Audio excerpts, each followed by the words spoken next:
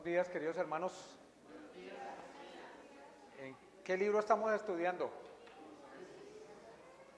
¿Con qué comenzamos hoy? ¿Qué capítulo? Bueno, vamos a ver 5 versículos, espero. Y todo esto compete mucho a lo que es la iglesia del Señor, ¿no? Pablo fue quien Dios utilizó para, como dice la Escritura, dar el fundamento doctrinal a la iglesia. Y de ese fundamento no podemos salirnos, ni debemos salirnos, ¿sí? Ahora, ¿cómo se presenta Pablo siempre? Como un siervo, que significa esclavo por amor. Y eso es lo máximo que podemos aspirar nosotros. Es lo máximo. Y es un privilegio, ¿no? Ahora, Pablo como obrero, como siervo y ministro del Evangelio, escribe una carta a la iglesia de Colosas. Y vamos a ver en primer lugar Colosenses capítulo 4, antes de orar, versículo 16. Colosenses capítulo 4, versículo 16.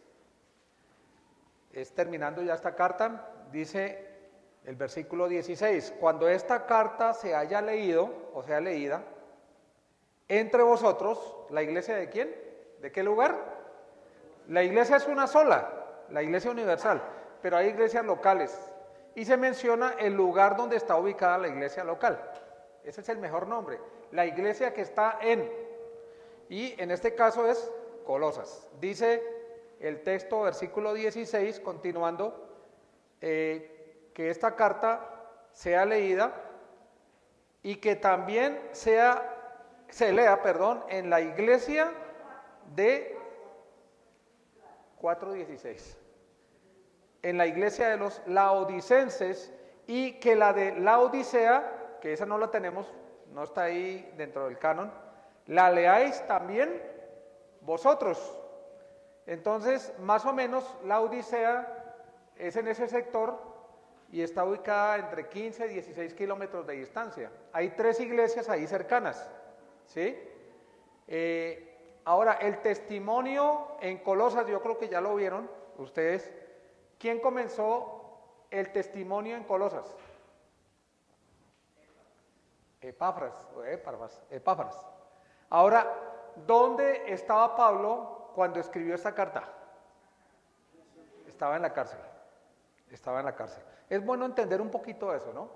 De quién escribe, en qué circunstancias escribe. Vamos a Colosenses capítulo 1, versículo 7. Colosenses capítulo 1, versículo 7. Como lo habéis aprendido de Epáfras, hace la referencia Pablo de Epáfras, que hizo el ministerio con otros hermanos en ese lugar.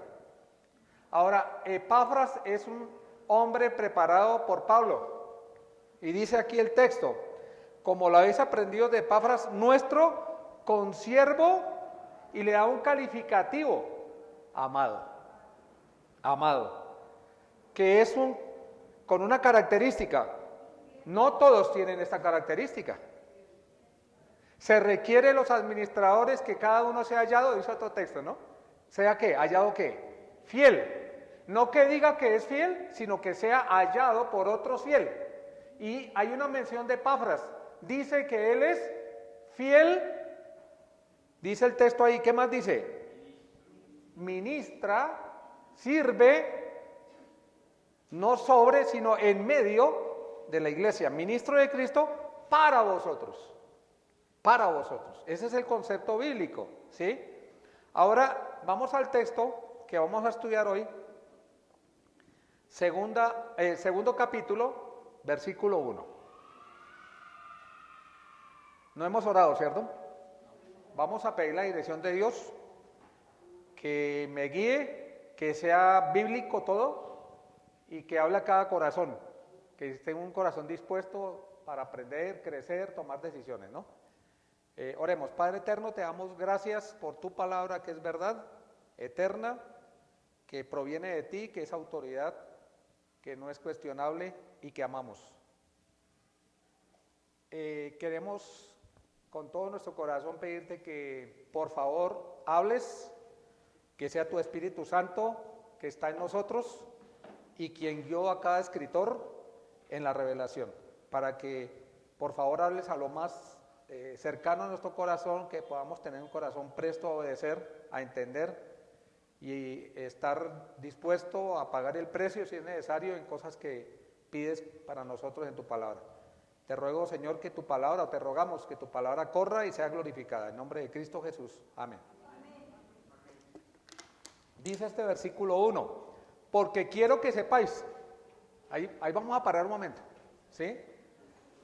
¿Quién escribe la carta? Pablo. ¿Dónde está? En la cárcel. ¿Cómo es el ambiente de una cárcel? ¿Y cómo era? Que era mucho peor que hoy en día. Entonces, ubiquemos al escritor y ubiquemos la condición del escritor para poder ver su corazón mucho más todavía.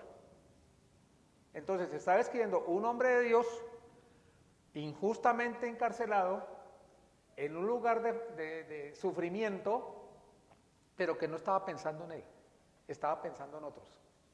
Cuando uno piensa mucho en uno es infeliz. Cuando piensa en otros, está pensando en la necesidad de otros y no tiene tiempo de pensar que me hicieron o me hicieron, que cómo estoy. Esta semana ha sido de malas noticias de salud de hermanos. Un hermano consiervo que está muy enfermo, su esposa, la esposa en un hospital y él en otro hospital, ¿sí? Y también de un hermano que está terminal de cáncer, que ha servido en medio de la iglesia, ¿no?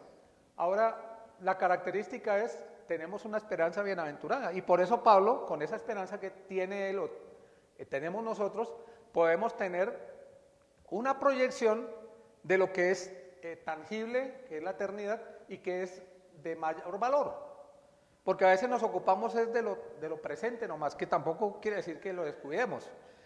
Quería enfatizar en eso. Ahora, Pablo, estando en cárcel, dice, quiero que sepáis. Y hay 5 cosas que enfatiza Pablo en estos 5 versículos, que los hermanos deben saber. Quiero que sepáis, ¿sí? Quiero leer 2 Corintios capítulo 11 con ustedes, por favor. 2 Corintios capítulo 11, versículo 28. No voy a entrar al contexto, se habla mucho de cómo Pablo sufrió de una manera terrible físicamente, terrible en la parte anímica también, y sin embargo el Señor lo sostuvo hasta el final. Sí, ya vimos epístolas pastorales. Versículo 28, 2 Corintios capítulo 11, versículo 28. Y además de otras cosas, bueno, a la hermanita que está por ahí le ayudan, con eso no interrumpimos. ¿Listo? 2 Corintios capítulo 11, versículo 28. Y además de otras cosas, ¿sí? De cómo Pablo fue azotado en caminos de ladrones y un montón de cosas que sufrió él, que él no le quiere enfatizar más. Dice, además de estas otras cosas, lo que sobre mí, Pablo, se agolpa. De vez en cuando me acuerdo. No, cada día. Ese es el sentir del siervo de Dios. Cada día, la preocupación, ¿por qué? Por todas las iglesias. Es el apóstol Pablo. Ya no hay apóstoles, ahora hay pastores, ancianos, siervos, digámoslo mejor. Se oye mejor, ¿no? Siervos en medio de la iglesia. En el comienzo de la iglesia estaba Pablo y otros hermanos regando la semilla con otros hermanos, ¿cierto? Pero ahora están las iglesias locales. Y es bueno entender la preocupación de los siervos, la genuina preocupación por aquellos que aman la iglesia, que no son asalariados. Asalariado es todo aquel que simplemente mira un salario. El obrero debe ser sustentado y dignamente. Eso ya lo estudiamos también. Ahora, en este texto vamos a ver cómo Pablo manifiesta 5 preocupaciones o deseos que tenía en su corazón. Y ahí comienza el texto. Porque quiero que sepáis. Porque quiero que sepáis. ¿Mm? ¿Qué quiere Pablo que sepamos o que sepan ellos? Ahora la palabra saber es que ustedes comprendan, que estén informados y que estoy agonizando por la iglesia. Es la idea de él. Yo quiero que ustedes sepan esto. Dice, cuán gran lucha. Entonces Pablo manifiesta el deseo que ellos sepan. Él podía no haber comunicado eso, pero el comunicar a los hermanos en Colosas les está mostrando su amor, su compromiso incondicional por ellos. A veces nosotros escuchamos, tal persona, sí, qué pesar, y ya. No, no está hablando de eso, de que se enteró de algo y sí. No, un peso en su corazón, un peso constante, cada día, dice el texto, cada día, una preocupación. Y aquí menciona en primer lugar una lucha. Dice, porque quiero que sepáis, que estén informados, que comprendan. Dice el texto, cuán gran lucha sostengo por vosotros. Colosenses capítulo 1, ya lo leímos 28 y 29, no.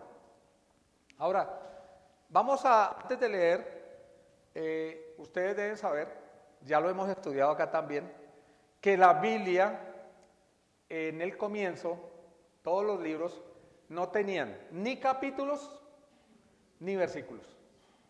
Entonces, gracias a Dios por hermanos que han estudiado tanto las Escrituras, han hecho una buena división. Pero esa división no tiene que ser camisa de fuerza, porque si leemos lo que voy a leer, versículos 28 y 29, está conectado directamente con este pasaje, que está cercano. Está el contexto cercano, pero también hay contextos lejanos. Ahora, el contexto cercano es ese. Y tenemos la facilidad de decir Colosenses capítulo 2, versículo 1. Si no hubiera sido así, entonces ¿cómo haríamos? ¿Me explico? Entonces, gracias a Dios que hubo personas, hombres de Dios, que hicieron el poner los capítulos, los versículos para poder buscar rápidamente. ¿Sí? Vamos al versículo que mencioné, 28 y 29. Dice ahí, a quien anunciamos, amonestando a todo hombre y enseñando a todo hombre en toda sabiduría, a fin de que, no voy a explicar esto que ya lo explicaron el domingo pasado, presentar perfecto en Cristo. Si no es en Cristo, no se puede. En Cristo, Jesús a todo hombre, que tiene que ver con madurez también. Yo me imagino que hablaron todo eso. Versículo 29. Para lo cual también trabajo, luchando con todas mis fuerzas. No, Señor. ¿Según qué? La potencia de Dios. ¿Recuerdan el Evangelio Romanos 1:16? Porque el Evangelio de Dios es ¿qué? La potencia de Dios. La potencia de Dios. Entonces Pablo está basando su esfuerzo, su servicio en la potencia de Dios. ¿Sí? Él es obrando a través de los siervos, cualquiera que sea. Y dice, la potencia de Él, la cual actúa poderosamente, dice Pablo, en mí. Porque quiero que sepáis cuán gran lucha cargo, cuán gran lucha sostengo. ¿Sí? Ahora, cuando se hace el ministerio, muchas veces hay oposición, ¿o no? Ahora, cuando se hace el ministerio, debe haber un peso en el corazón al hacerlo. Y a veces hay conflictos. Eso significa la palabra lucha en el griego. Significa por la oposición, esfuerzo con ansiedad y conflictos. Eso es lo que significa. Y en Éxodo, tomando una referencia, haber leído la Biblia me ha servido para recordar textos como ejemplo. Éxodo capítulo 17. Y hay muchos más ejemplos. Hay muchos más ejemplos. Hay personas que Dios ha puesto en el liderazgo en la iglesia. ¿Sí? En este momento hay 3 ancianos en la iglesia.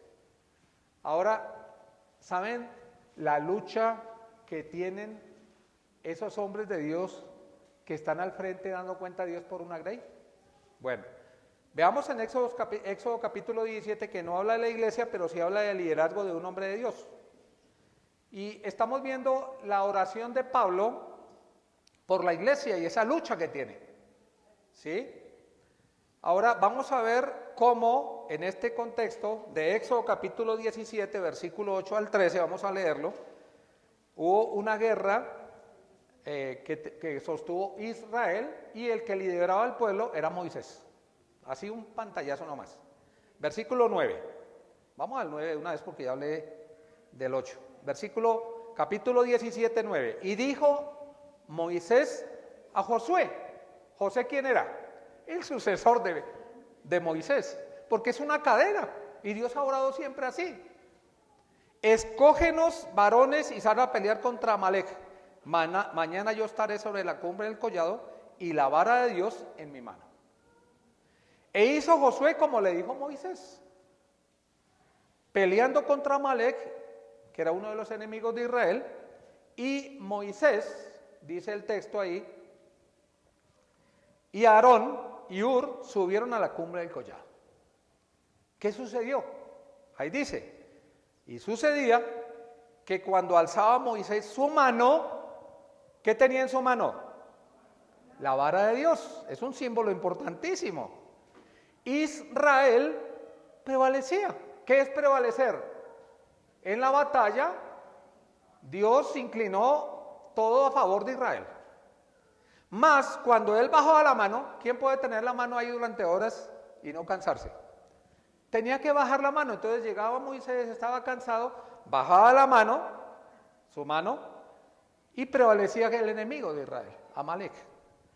Y las manos de Moisés se cansaban, pero los que tomaron una piedra y la pusieron debajo de él, por lo que tomaron una piedra para que se sentase, estaba de pie, bueno, iba sentadito un poco mejor, y la pusieron debajo de él, y se sentó sobre ella, pero otra cosa más hicieron. Y Aarón y Hur sostenían sus manos, el uno de un lado y el otro de otro. Así hubo en sus manos firmeza hasta que se puso el sol, todo el día haciendo ese ejercicio. Y Josué deshizo a Amalek y a su pueblo a filo de espada. Vemos a Moisés y vemos a otros hombres apoyando, pero Dios de él es la victoria. Eso es lo que nos enseña la Biblia. Ahora Pablo se presenta con ese peso como apóstol a la iglesia, con ese peso. Y les dice, yo quiero que ustedes sepan la lucha que yo tengo. A veces ignoran la carga en el corazón del liderazgo.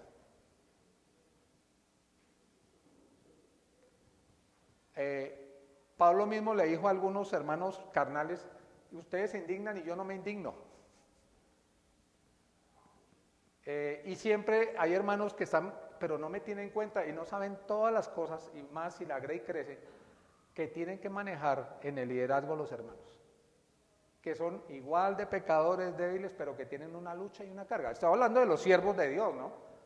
Siervos de Dios, que tienen un peso en su corazón, que su corazón late al ritmo del corazón de Dios. Y hay una lucha, ¿sí? Y eso lo dice ahí, vamos al texto, nuevamente, Colosenses. Dice el versículo 1, porque quiero que sepáis cuán gran lucha sostengo, cargo. No porque se le impuso, sino porque la toma. Porque ama a las personas, porque ama a la grey. Por vosotros, y aquí menciona, ¿por quién tiene la lucha? Y hay tres clases de personas ahí, o tres distinciones, ¿sí? Pero antes de leer esa parte, vamos a Juan Evangelio, capítulo 17. Evangelio San Juan, capítulo 17. Versículo 9, Juan 17, versículo 9. Yo ruego por ellos. ¿Quién está hablando ahí? Nuestro amado Señor Jesucristo. Yo ruego por ellos. ¿Por quién ruega Él? Por los discípulos. Dice, no ruego por el mundo, sino por lo que me diste, porque tuyos son.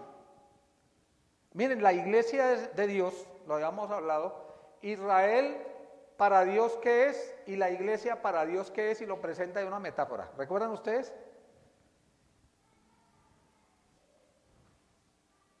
La niña de los ojos. ¿Quién es? Israel. Y la perla preciosa. Ahora, la perla, ¿cómo se llega a convertir en perla? Es en el mar de un animal, ¿sí? Y que con el sufrimiento se convierte en una preciosa perla, y habla a la hora de Cristo. No voy a ponerme a explicar, eso lo expliqué, qué animal, no voy a esos detalles, solo mención. Otro pasaje, Ezequiel, capítulo 22. Ezequiel, capítulo 22, versículo 30. Miren, hay algo triste en este pasaje. Dice, y busqué entre ellos hombre que hiciese vallado y que se pusiese en la brecha delante de mí, o sea, como intercesor, jugándose por el pueblo, queriendo interceder a favor del pueblo. Y Dios está esperando que hombres de Dios se pongan en la brecha. Pero aquí vemos algo triste. Y busqué entre ellos hombres que hiciesen vallado y que se pusiesen en la brecha delante de mí a favor de la tierra, de los hombres, para que ya no lo destruyese, y no lo hallé. No es el caso de Pablo, ni es el caso de la iglesia local, gracias a Dios. Colosenses capítulo 1, versículo 9. Por lo cual también nosotros, desde el día que lo oímos, sabiendo de Colosas, de su amor, de estar en el Espíritu, etcétera, no cesamos de orar por vosotros. Pablo dice que él y un grupo de personas, así como Moisés con otros dos estaban con la mano en alto, clamando a Dios por intercesión de él, hombres de Dios orando, aunque no estuviesen en Colosas, estaban preocupados por la iglesia de Dios. Y dice, no cesamos de orar por vosotros y de pedir que seáis llenos del conocimiento de su voluntad y de toda sabiduría e inteligencia espiritual. O sea, no oramos solamente que sean librados de la tribulación, sino dos cosas fundamentales en el crecimiento para la madurez de la iglesia. ¿Sí? Entonces volvemos al texto, Colosenses capítulo 2. Pablo manifiesta ese deseo profundo que hay en su corazón y lo transmite y le dice, quiero que ustedes sepan, ¿sí? Quiero que ustedes sepan la lucha que tengo, ¿sí? Ahora dice el versículo 1 terminando, por los que están en la Odisea, leámoslo todo, porque quiero que sepáis cuán gran lucha sostengo por vosotros. ¿Quiénes son vosotros? La iglesia local de Colosas. Segundo grupo, por los que están en la Odisea, que es un grupo cercano, y por todos los que nunca han visto mi rostro. Qué lindo saber que uno puede orar por personas que ni siquiera conoce y que puede ser parte de ese sustento que Dios da a través de los siervos y a través de los hermanos. Y siervos es cualquier hermano que ame al Señor, que tenga un corazón para Él, ¿sí? Vamos a ver en el versículo 2 el primer para, ¿sí? Y si bien es cierto, lo primero que vimos es la lucha de Pablo. Ahora, esa lucha tiene un propósito, tiene un fundamento. ¿Para qué lo hace? Miren lo que dice, para que sean ¿qué? Consolados. Ahora, ¿qué entendemos por consolados? Uno lo lee y entiende parte de eso, pero consolados tiene dos sentidos en el griego. Y vamos a mirar con detalle eso. Por un lado, exhortar, que es amonestar, que es llamar cerca a alguien. Pero por otro lado, alentar, llamar cerca a esa persona, animarlo. Si hacemos solamente una de las dos, vamos a hacer daño. A veces estamos preocupados porque un hermano está mal y entonces vamos y le abrazamos, le animamos, y está bien o no está bien. Pero resulta que esa persona está mal porque está andando mal. ¿Qué tenemos que hacer? Amonestarle, exhortarle. Tiene esos dos sentidos esa palabra, ¿sí? Hay unos ejemplos que quiero mencionar. En 2 Corintios capítulo 7, primeramente, ahí están dos ejemplos en ese mismo libro de 2 Corintios. Es la segunda carta que, pues, ahí está claramente, que el Señor a través de Pablo escribe a la iglesia de Corinto. La iglesia de Corinto tenía unas características que había mucha carnalidad. La primera carta a Corintio era solo sable. ¿Recuerdan ustedes todo lo que, ya la estudiamos acá, 1 Corintios verso por verso, no voy a explicar los detalles, sino ahí me quedo, como casi siempre.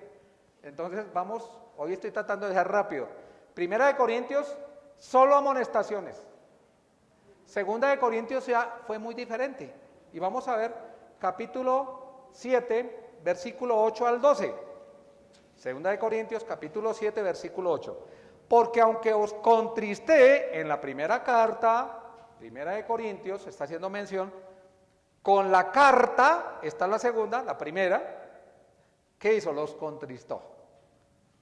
Les amonestó, les exhortó duramente, porque era de tratarlo de esa manera.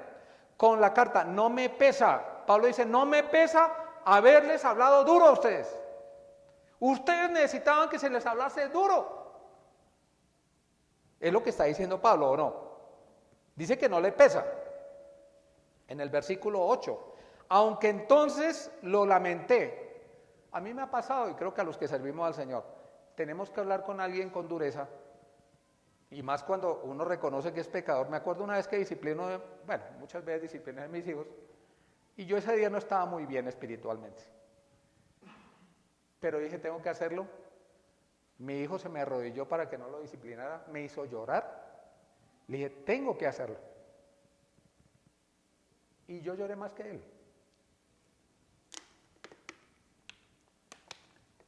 Y doy gracias que lo hice. No me pesa. O si no, no sería lo que es. Dice, aunque entonces lo lamenté por la parte del dolor de ver sufrir a alguien, porque a nadie le gusta que le digan lo que está mal en su vida. ¿Sí? No como algunos dicen, yo sé usted que va a morir. Eso es una manera de ofender, ¿no? Estamos hablando de un corazón de siervo. ¿Sí? Dice que lo lamentó. Dice el texto en el versículo 8. Porque veo que, entonces lo lamenté en ese momento porque humanamente es difícil. Un pecador exhortar a otro pecador. ¡Qué difícil que es! Es dificilísimo. Si lo han hecho ustedes también. Porque veo que aquella carta, primera, que fue solo exhortación, aunque por algún tiempo os contristó, porque a veces el cambio no ocurre en el momento exacto, y no todos van a cambiar. Ahora, ¿qué? Presente, me gozo. No porque hayáis sido contristados, o sea, un siervo de Dios no va a alegrarse porque alguien esté sufriendo, porque derrama lágrimas, no. No porque hayáis sido contristados, sino porque fuisteis contristados, ¿para qué? Para que te arrepientas. Para arrepentimiento. Porque habéis sido contristados según ¿qué? En la manera de Dios, no en la manera del hombre. Por eso Dios nos manda un ministerio, exhortados unos a otros. Para que ninguna pérdida padecieseis por nuestra parte. Qué responsabilidad que tiene el liderazgo, ¿no? De nuestra parte, porque ya la parte del penitente o del creyente depende de qué, si obedece o no. Uno no puede obligar, es más, yo no puedo cambiar ni siquiera a mi esposa si hace algo mal, ni a mis hijos, ni al vecino, ni a ningún hermano. Puedo delante de Dios quebrarme y cambiar cosas que Dios me está mostrando que estoy mal, pero yo no puedo cambiar a nadie. Esa es la obra de Dios. Pero sí puedo participar en ayudar a otros que están cogiendo. ¿Sí? Versículo, dije que hasta qué versículo era. Estamos viendo 2 de Corintios 7, 8, hasta el 12 dije. Porque la tristeza que según Dios produce ¿qué? Versículo 10. Bueno, versículo 9 no lo leí, ¿cierto? Sí. Sí. Produce arrepentimiento para salvación, de que no hay que arrepentirse, pero la tristeza del mundo produce ¿qué? Muerte. Porque he aquí esto mismo de que, porque he aquí esto mismo de que hayáis sido contristados según Dios, trajo un fruto. En el momento no les gustó, en el momento se rebelaron, se indignaron, pero hay el fruto que pasó con el tiempo. Dice, ¿qué solicitud produjo en vosotros? Primero, segundo, ¿qué defensa? ¿Qué indignación? ¿Qué temor? ¿Qué ardiente afecto? ¿Qué celo y qué vindicación? En todos habéis mostrado limpios en el asunto. Así que, aunque escribí, no fue por causa del que cometió el agravio, habla de un pecado puntual, ni por causa del que lo padeció, sino para que se os hiciese manifiesta nuestra solicitud que tenemos por vosotros delante de Dios. Entonces concluye el texto ahí que la solicitud que hizo, ¿sí? ¿Fue delante de quién? De Dios, a quien tenemos que dar cuenta. Tenemos que dar cuenta. Entonces vemos la exhortación, ¿sí? Hablando Pablo duramente, pero también consolando. Vamos a ver otro texto, 2 de Corintios capítulo 7, el mismo capítulo, pero versículos 6 y 7. Pero Dios, que consuela a los humildes, nos consoló con la venida de Tito, y no solo con su venida, sino también, dice, y no solo con su venida, sino también con la consolación con que él había sido consolado en cuanto a vosotros, haciéndonos saber vuestro afecto, nuestro gran afecto, vuestro llanto, vuestra solicitud por mí, de manera que me regocijé aún más todavía. Más todavía. Hay un pasaje en el Antiguo Testamento, es uno de mis personajes favoritos, David. He estudiado la vida de David, tanto en los Salmos como en su vida personal, en los escritos de él. Primera de Samuel 23, un hombre conforme al corazón de Dios, ¿no? Vamos a leer Primera de Samuel 23, versículo 13. Cuando David ya se proyecta como rey, Saúl se enojó muchísimo y lo tomó como enemigo. ¿Y qué le hizo David a Saúl? De lo que hemos leído, creo que conocemos toda la historia. Nada. Miren lo que dice 1 Samuel 23, 13 hasta el 16. David entonces se levantó con sus hombres, que eran como 600, hombres valientes. Saúl persiguió, si no estoy mal, la memoria no sé, a veces me falla un poco, creo que fueron 17 años. ¿Escucharon? ¿Saben lo que son 17 años? Multiplíquelo por meses o por días. Muchísimo tiempo. Saúl perseguía por envidia a David y quería ¿qué? Matarlo. Y David huyó y estaba en las cuevas, y ¿saben? Los escritos, esos salmos que más de la mitad de los salmos los escribió David, los escribió en las cuevas, en medio del dolor, en medio del sufrimiento. Cuando pecó David es cuando ya estaba bien, estaba como rey, y eso nos puede suceder a nosotros. Por eso hay que estar vigentes, hasta ancianos, servir al Señor hasta el último día, no dar lugar a estar haciendo cosas diferentes, porque somos extremadamente pecaminosos. Y en este pasaje vemos aquí versículo 13, 1 Samuel 23, 13. David estaba entonces, se levantó con sus hombres, que eran como 600, versículo 14, y David se quedó en el desierto en lugares fuertes, y habitaba en un monte en el desierto de Ziph, y lo buscaba Saúl todos los días. ¿Saben lo que es un enemigo buscándolo todos los días para matarlo? Pero algo pasó, Dios no lo entregó en sus manos, Dios lo protegió porque era el rey, y Dios le hizo una promesa, que iba a ser el rey de Israel. Versículo 15. Viendo pues David que Saúl había salido en busca de su vida, se estuvo en Orés, en el desierto de Zif, donde él permaneció mucho tiempo, y se levantó Jonatán, un hermano de él, un amigo, que era hijo de ¿quién? De su enemigo. Uno de los mejores amigos. No, el mejor amigo de David. Hijo de Saúl, y vino a David a Orés, ¿y qué hizo? ¿Qué fue lo que hizo? Primero dice la acción y luego dice cómo. ¿Cuál es la acción? Fortalecerlo. ¿Cómo? En Dios. Cuando hay unidad en el Señor, siervos de Dios, como ellos dos, qué gozo inefable. Un mismo sentir para el Señor, un mismo corazón para Dios. Y le consoló. Y le consoló. Y esta palabra tiene que ver, es exactamente el mismo concepto que está aquí. Vamos al capítulo 2, versículo 2. Porque quiero que sepáis, versículo 2, perdón, para que sean consolados sus corazones. Y vimos que la palabra consolación en el griego tiene dos sentidos, el de exhortar y el amonestar. Pero a la vez, llamar cerca y alentar. Tomé un ejemplo que puede hablar más que de pronto la explicación del texto. ¿Sí? Y ese ejemplo nos debe a nosotros mover el corazón para hacer ese ministerio con otros y que Dios permite que hagamos unos con otros. ¿Sí? Ahora dice en el mismo versículo 2, primero, para que sean consolados sus corazones unidos en amor. Unidos. La palabra unidos significa impulsar juntos. Tomo un texto que no tiene que ver literalmente aquí. Dice, cordón de 3 dobleces no se rompe pronto. ¿A qué hace referencia? ¿O qué podemos aplicarlo? A cualquier cosa, pero el matrimonio. Y Dios ahí siempre.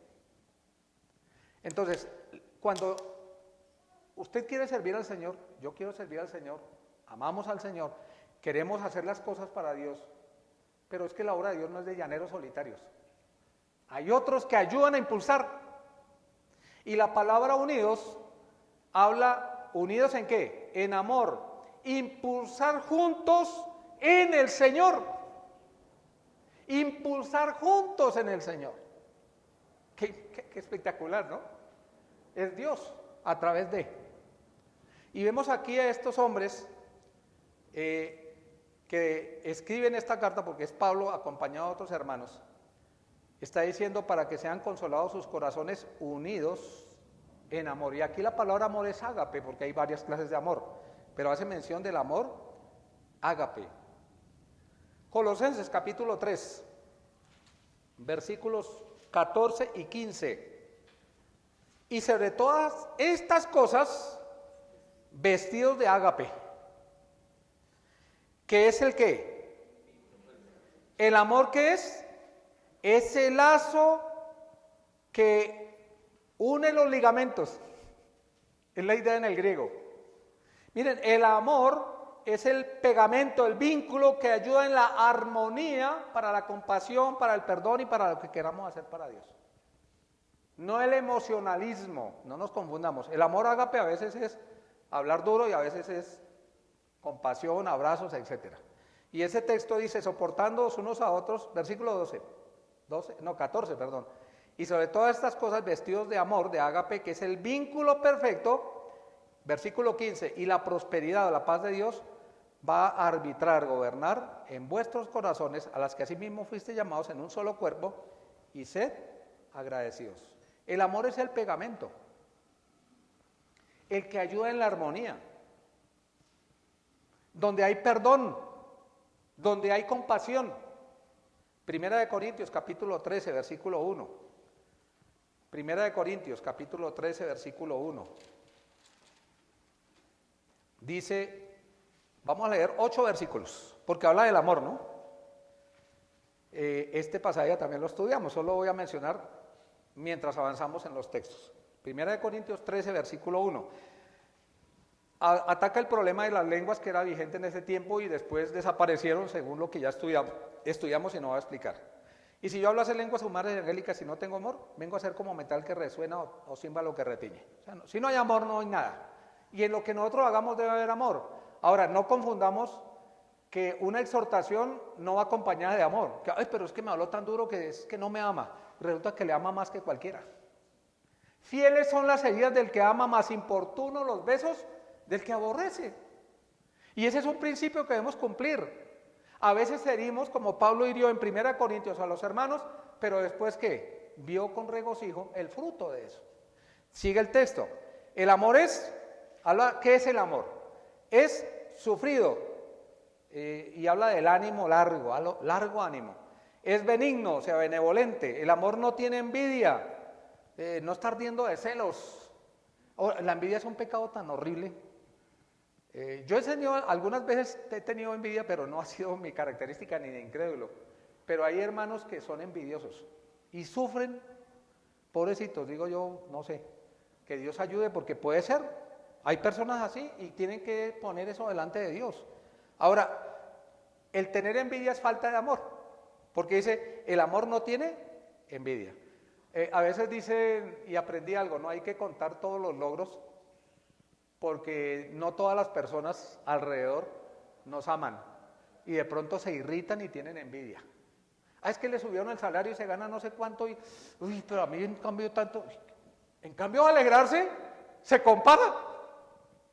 O mire, él tiene esas características y en cambio alegrarse por esa persona, tiene rabia por dentro. Eso es envidia. Y la envidia a veces en una persona la destruye. Que Dios nos guarde, ¿no? De la envidia. Dice, el amor no es jactancioso, o sea, fanfarrón, ¿no?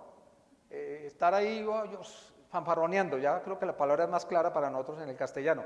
No se envanece, es un argollo en altanero, ¿no? Hincharse. No hace nada indebido, o sea, cuando hay amor uno actúa de una manera apropiada, no inapropiada. Dice, no busca lo suyo, o sea, el egoísmo lo deja de lado. Porque uno de los problemas de la humanidad es el egocentrismo. Nosotros queremos, y en primer lugar, ¿quién está generalmente? Yo. Después los demás. Es más, ¿cómo se conjugan los verbos en el castellano? ¿Cómo? A mí me enseñaron, yo no sé ahora cómo serán los profesores. Yo, tú y él. Pero ¿cómo es a veces en el corazón? Yo, tú y él. Pero ¿cómo es delante de Dios? Ellos, él y de último yo. Esa es la manera de Dios de conjugar el verbo. Primero ellos, después él y después yo de último. ¿Me explico? Es una aplicación. No se irrita, o sea, no se exaspera, no guarda rencor. Guardar es ahí. Lo tengo ahí y después lo saco. ¿Te acuerdas en el año 1975? No guarda rencor. ¿Quién se afecta? El que guarda rencor y afecta a otro también. Dice, no se goza de la injusticia, del agravio, mas se goza de la verdad. Todo lo sufre, todo lo cree. No explico cada palabra, sino me quedo en solo Corintios. Todo lo espera, habla de la esperanza, todo lo soporta. El amor nunca deja de ser, ¿saben, mis queridos? Cuando pasemos a la eternidad, vamos a tener ese ingrediente, pero sin pecado ya. Nunca deja de ser. Habla de las profecías que sí se acabarán, ya toda la revelación está, no se ha cumplido en su totalidad, pero va a desaparecer. No es el tema, pero sí quiero hacer la comparación con el tema, unidos, impulsados juntos en el Señor, en el amor. ¿Sí? Pero hay un propósito, hasta alcanzar todas las riquezas. Y riqueza significa que abunden hasta inundar. Que abunden hasta inundar. ¿Qué riquezas está hablando el texto? Leámoslo en ese momento. Dice, de pleno entendimiento a fin o propósito de conocer el misterio de Dios el Padre y de Cristo. El propósito por el cual debemos estar unidos en amor y la meta es ser edificados en el conocimiento de los misterios. Uno de los misterios que se habló en Colosenses 1, que no voy a explicar ahora, es que Cristo es Dios. Cristo es Dios. El que crea que Cristo no es Dios, no puede ser salvo. Eso vamos a leer algunos textos, ¿no? El misterio de Dios, que Cristo fue encarnado. Juan capítulo 1, versículo 1, ¿qué dice? En el principio era ¿quién? ¿Quién es el verbo? Dice el versículo 14, y aquel verbo fue hecho carne. En el principio era el verbo, y el verbo era con, eso lo hemos explicado, habla de la compañía del verbo con Dios, pero después da una definición, y el verbo ¿quién? Era Dios. Entonces, el que predique que Cristo no es Dios, es un hereje. Y ese es el punto principal por el cual Pablo agoniza. Y la meta es que ellos puedan, como dice el texto ahí, tener pleno entendimiento a fin de conocer el misterio de Dios el Padre y de Cristo. Cristo es Dios. Y podría hablar de algunas cosas más, pero centrar en el contexto es ese el que está hablando. Cristo es Dios. Colosenses, ya lo leímos, 1:26. Dice, el misterio que había estado oculto desde los siglos y edades, pero que ahora se ha manifestado a los santos. Vamos a leer 27, quienes Dios quiso dar a conocer las riquezas de la gloria de este misterio entre los gentiles, que es Cristo en vosotros, la esperanza de gloria. Cristo en nosotros. Efesios capítulo 3. Efesios capítulo 3, versículo 4 y 6. Dice la palabra, leyendo lo cual podéis entender cuál sea mi conocimiento en el misterio de Cristo, misterio que en otras generaciones no se iba a conocer, Antiguo Testamento, a los hijos de los hombres, como ahora es revelado a sus santos apóstoles y profetas por el Espíritu Santo, que fue quien escribió las palabras, como dice la Escritura en Primera de Pedro, los hombres siendo que inspirados o llevados ¿por quién? El Espíritu Santo es quien escribió la palabra de Dios, el que habita en cada uno de nosotros y es el maestro que nos hace entender la revelación. Es la obra del Espíritu Santo. Un pantallazo nada más. En Filipenses 3:14 dice, y prosigo a la meta, al premio del supremo llamamiento de Dios. Sí, sigamos avanzando a la madurez, dice después el texto. Ahora, unidos en amor, pero hay un propósito. El Mesías es Dios. Cristo es Dios. Acuérdese lo de los apóstoles que lo he mencionado aquí, lo hemos estudiado. El informe que recibió de ellos, que él les pidió, que era un profeta, Jeremías, etc. Y él les dijo, ¿y ustedes quién dicen que soy yo? ¿Qué dice? Tú eres Cristo, el Hijo del Dios viviente. El que no reconozca que Cristo es Dios no puede ser salvo, es imposible. Y ese es el propósito por el cual Pablo lucha, ¿sí? Y dice que tengan entendimiento, que tengan sabiduría y puedan defender esa verdad y apropiarse de esa verdad en el contexto para unir los versículos. En Juan 8:58 Jesús declara, de cierto os digo, antes que Abraham fuese, yo soy. Y el nombre yo soy es el nombre de Jehová, que es más cercano a Yahvé inclusive. El autoexistente Dios. Yo soy, ¿sí? En Tito capítulo 2, versículo 13, aguardando la esperanza bienaventurada y la manifestación gloriosa de nuestro gran Dios y Salvador. ¿Quién? Jesucristo. Vuelvo y lo repito, ojalá lo memoricen, ¿sí? Dice la Escritura, Tito, capítulo 2, versículo 13, aguardando, esa es la expectación del creyente, la esperanza dichosísima, bienaventurada, y la manifestación gloriosa de Dios. ¿Dice? No, un calificativo, y menos que ese no puede ser. Gran Dios. Y su obra, Salvador, Jesucristo. ¿Qué significa Jesucristo? Es la unión hipostática según los teólogos.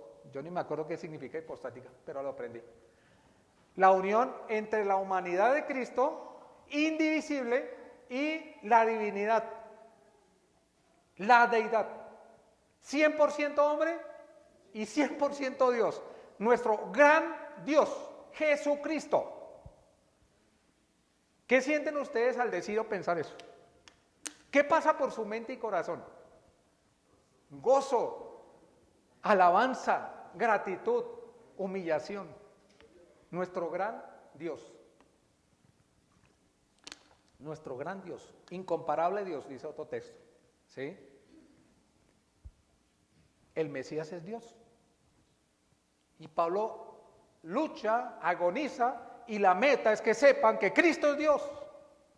Esa es la segunda verdad, el cual Pablo en su corazón tenía ese peso, y quiero que sepan, dice, quiero que sepan la lucha que yo sostengo por ustedes. Y quiero que sepan que la meta es que Cristo es Dios. Cristo es Dios. Colosenses capítulo 2, versículo 3. Nos habla de que Cristo es la fuente. Cristo es la fuente. Versículo 3. ¿En quién? En Cristo, que es la sabiduría, el conocimiento de Él, están escondidos todos los tesoros, dice el versículo 3, en Cristo. Y es, versículo 3, ¿en quién? En Cristo están escondidos, atesorados. ¿Sí? Es ese depósito y riqueza que está en Él. En quien están escondidos todos los ¿qué? Tesoros. Un depósito y riqueza. De la sabiduría y del conocimiento. Jeremías capítulo 9. Jeremías capítulo 9, versículo 24.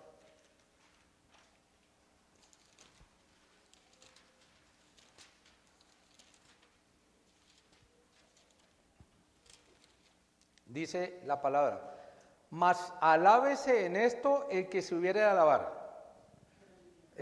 Si nos podemos entonces alabar en algo, porque la Biblia habla que no debemos buscar alabarnos, pero miren lo que Dios dice que sí, en eso sí se pueden alabar. ¿En qué nos podemos alabar? En entender a quién, a Dios, el conocimiento de Dios, la gloria de Dios, entender y conocerle que Él es Dios, que yo soy Jehová, que hago misericordia, juicio, justicia en la tierra, porque estas cosas quiero, dice Jehová.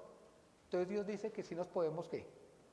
Alabar, que Dios es Dios, que Cristo es Dios, que Él es Jehová. ¿Nos podemos alabar en eso? Sí, porque estamos alabándolo a Él, no a nosotros. Juan capítulo 20, no sé si lo leímos ya, no, creo que no. Juan capítulo 20, 28 y 29. Dice la palabra, entonces Tomás respondió y le dijo, Señor mío, ¿y qué? ¿Y qué le dijo el Señor como reproche?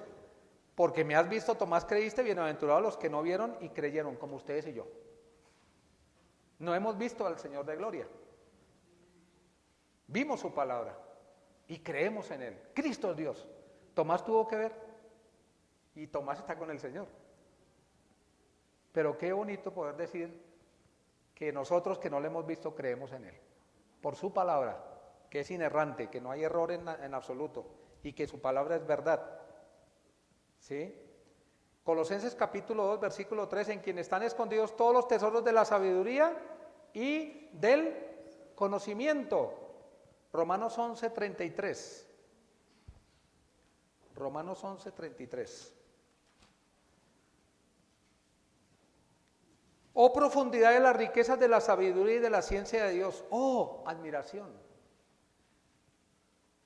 Cuán insondables son sus juicios e inescrutables sus caminos, porque ¿quién entendió la mente del Señor? ¿O quién fue su consejero? ¿O quién le dio al primero para que le fuese recompensado? ¿Quién tiene la mente de Dios? Pregunta importantísima. Aquí está. ¿Tenemos la mente de Dios? Su palabra. Y si no estudiamos la palabra de Dios, pues tenemos que estudiarla. Y es inagotable. No hay hombre sobre la tierra que pueda decir que sabe toda la Biblia. Nadie absolutamente, estamos lejos. Pero tenemos la mente de Cristo acá. Su palabra preciosa. Ahí está la mente de Cristo. Su revelación, su verdad. Porque de Él y por Él y para Él son todas las cosas, a Él sea qué. ¿Por cuánto tiempo? Por siempre, por las edades, sempiterno. por los siglos de los siglos. ¿Sí? Ahora, esa carta circular, habían 3 congregaciones. Estaba la iglesia estamos estudiando, Colosenses, la iglesia de Laodicea y la otra sí no me acuerdo cuál es. Yo la tengo anotada, pero la pasé. Gracias. 3 iglesias. Y esas cartas se leían en las 3 iglesias, eran circulares, o sea, se leían en los diferentes lugares. Ahora quiero mirar en Apocalipsis de la iglesia de Laodicea algo. ¿Sí? Apocalipsis. ¿Por qué quiero leerlo? En un tiempo, Pablo los alaba a estos hermanos. La Odisea también tuvo su crecimiento, pero la iglesia puede crecer o puede decrecer, dependiendo del liderazgo, dependiendo del corazón de las personas, etc. Apocalipsis capítulo 3, son 7 iglesias que Dios escogió de Asia porque eran mucho más iglesias, ¿no? Y eran las condiciones de las iglesias de ese entonces. No podemos decir que algunos han enseñado que en el año no sé qué y el año... No, eso ya no está en la Biblia, así que yo no lo puedo asumir, nadie lo puede asumir con veracidad. Son las características de esas iglesias. Características que pueden asemejarse a cierta iglesia local, en el sentido bueno o malo, depende de la iglesia. En Apocalipsis capítulo 3, en el versículo 14, se comienza a narrar de esta iglesia.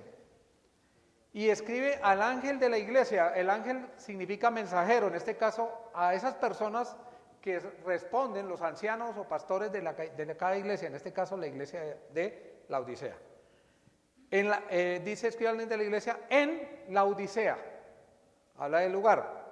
He aquí el amén, que es digno de confianza, el testigo fiel y verdadero, el principio de la creación de Dios en tiempo y lugar. Eso ya lo expliqué hace unos días, no lo voy a mencionar. Dice esto: yo conozco tus obras, o sea, Dios reconoce todo, que ni eres frío ni caliente.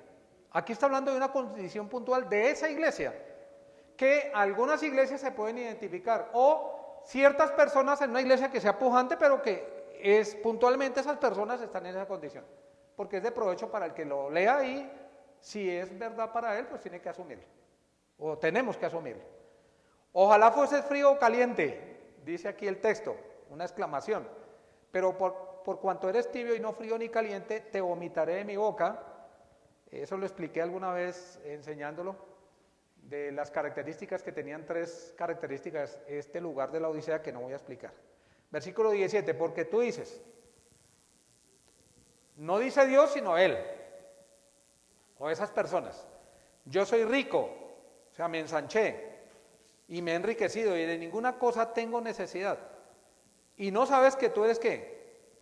Un desventurado, o sea, digno de lástima en el original, miserable, pobre, ciego y desnudo, como un mendigo pordiosero.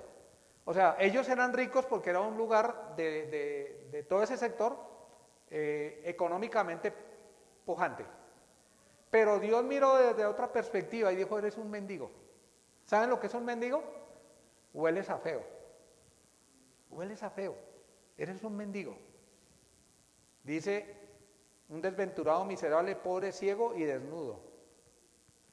Por tanto te aconsejo que de mí, que realmente es la fuente, de mí, ¿de quién? De Dios, compres oro refinado en fuego para que sea rico y vestiduras blancas para vestirte, habla de santidad, y que no se descubra o poner en evidencia la vergüenza de tu desnudez. Y unge tus ojos con colirio, que es una de las características de eso, lo mencionó, lo tomó de ejemplo, para que puedas ver, para mirar mejor. Yo reprendo y castigo a quienes. Es la iglesia del Señor y los ama. Sé pues celoso, muestra celo por eso, arrepiéntete. Pensar diferente de lo que estás haciendo. Piensa como Dios, es la idea, arrepentirse, pensar diferente. Aquí, yo estoy a la puerta. ¿Quién está golpeando la puerta ahí en el texto? El Señor Jesucristo. Y llamo. Ya habían cerrado la puerta de la comunión con Dios. Esa iglesia local, en su mayoría, habían cerrado la puerta y Dios está ¿qué? Golpeando para tener comunión. Dice, estoy a la puerta de la entrada y llamo. Si alguno oye mi voz, ¿qué dice el texto? Si alguno oye mi voz y abre la puerta, voy a pasar. Dios no nos va a obligar para tener comunión, porque dice, y cenaré con él y él conmigo. Dios desea tener comunión con nosotros. ¿Cómo está su relación con Dios? Porque aquí en Colosenses estamos viendo lo que Pablo desea, ¿sí? Que Cristo es Dios, pero que tengamos comunión con Él, que tengamos armonía con Él. Sigamos el texto, aquí, Colosenses capítulo 2, versículo 4. Y esto lo digo para que nadie os engañe con palabras persuasivas. Cuidado con los engañadores.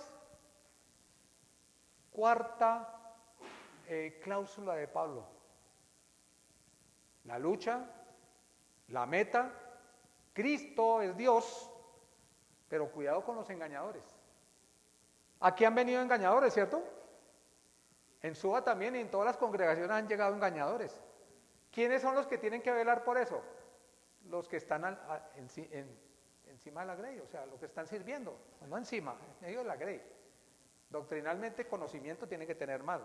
Ahora, mucho cuidado con los falsos maestros, que no reconocen la deidad de Cristo, principalmente. Juan capítulo 20, versículo 28, Evangelio.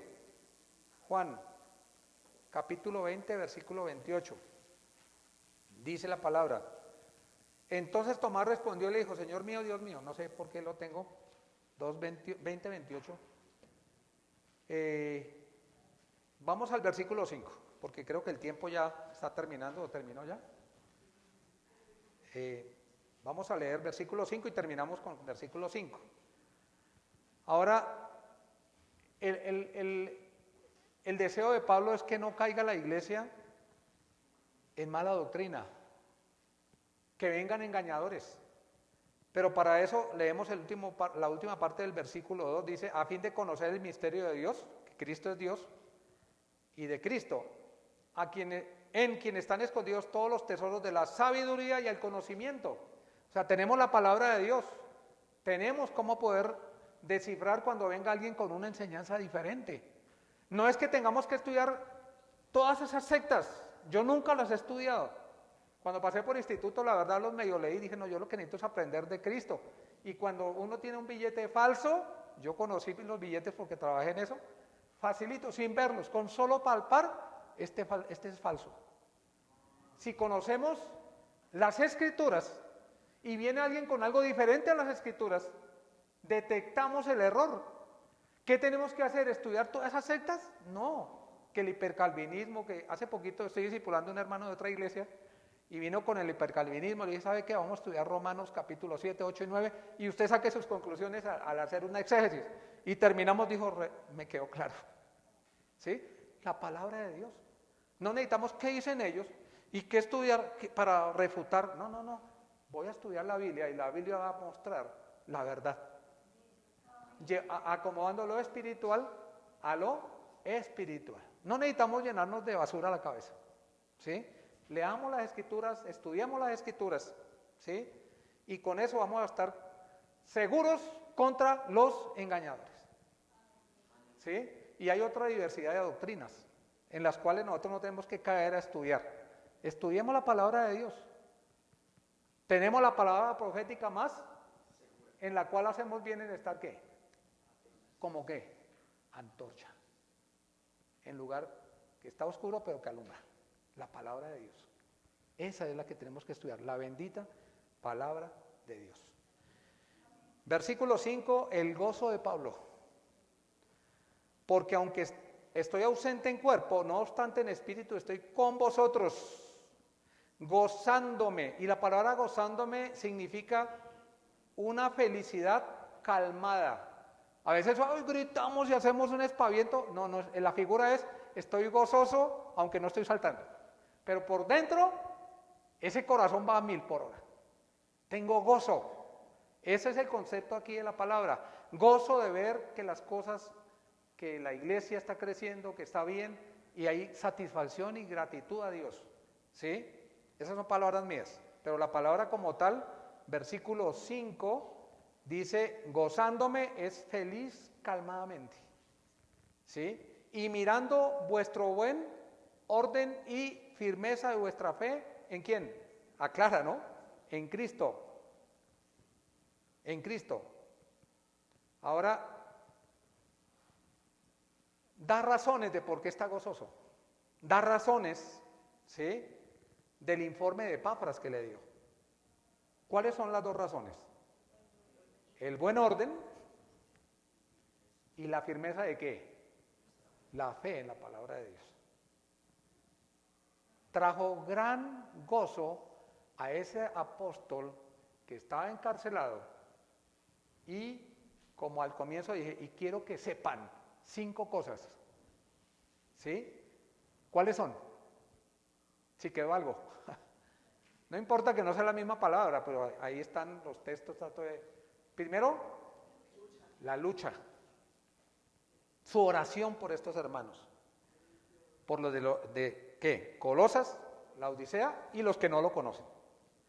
Luego, la meta. Consolarlos en amor. Cristo es la fuente de sabiduría. También lo vimos. Cuidado con los engañadores, lo pasé muy rápido por el tiempo. Y de último, el gozo de Pablo. Quiero que sepan algo, tengo lucha, pero tengo gozo. La primera y la última menciono, ¿no? Saber que hay buen orden en la iglesia y saber que hay firmeza en la fe le trae gozo al siervo de Dios. Le trae gozo al siervo de Dios. Bueno, vamos a terminar orando. Voy a pedir a Edith si por favor nos guía. Que Dios les bendiga, hermanos, y principalmente su palabra, que es viva y eficaz, ¿no?